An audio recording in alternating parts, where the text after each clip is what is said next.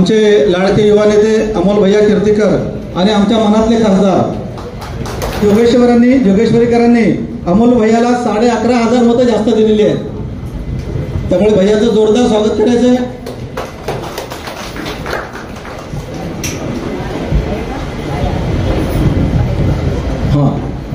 तर मी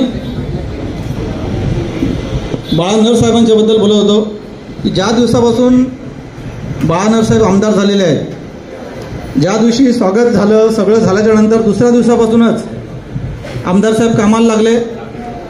कामाची पद्धत अशी आहे की सकाळी उठतात, ते शाखेमध्ये वरती ऑफिस उघडलेलं आहे मेघवाडी शाखेमध्ये, ते 11 वाजल्यापासून 4-4:30 वाजेपर्यंत शाखेमध्ये असतात. लोकांना एवढा वेळ देणारा आमदार अखंड मुंबई शहरामध्ये कोणी नसेल. याचं कारण तुम्हाला सांगतो. शाखेदार म्हणजे मधला एकच तास सोडला तर परत 6 वाजता शाखेमध्ये येतात, ते रात्री 11:30-12 वाजेपर्यंत ते शाखेमध्ये असतात. ही सेवा आमदारांची कुठेच मिळत नाही. ह्याच्यापूर्वी तुम्हाला मिळाली होती का? हे आमदारांकडून आता आपल्याला मिळते. याबद्दल त्यांचं जरा जोरात टाळ्या वाजवून स्वागत करा. साहेब धन्यवाद देतो. हे सगळं करत असताना तुम्ही 12-12 वाजेपर्यंत थांबताय, सकाळी लवकर येत आहे.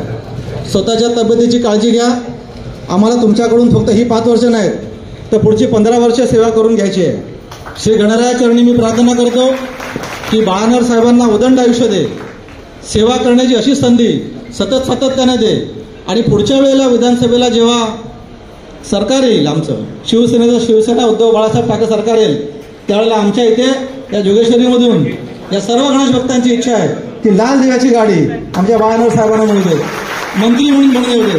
त्यानंतर आमचं जोगेश्वरी अजून सुख समृद्ध संपन्न होईल अशी मी गणरायाचरणी प्रार्थना करतो. विशाल एरगे साहेब यांनी मला बोलण्याची संधी दिली उपविभाग प्रमुख म्हणून. आणि जे काय आता सर्व मान्यवर इथे आलेले कार्यक्रमाला सुरुवात होईल.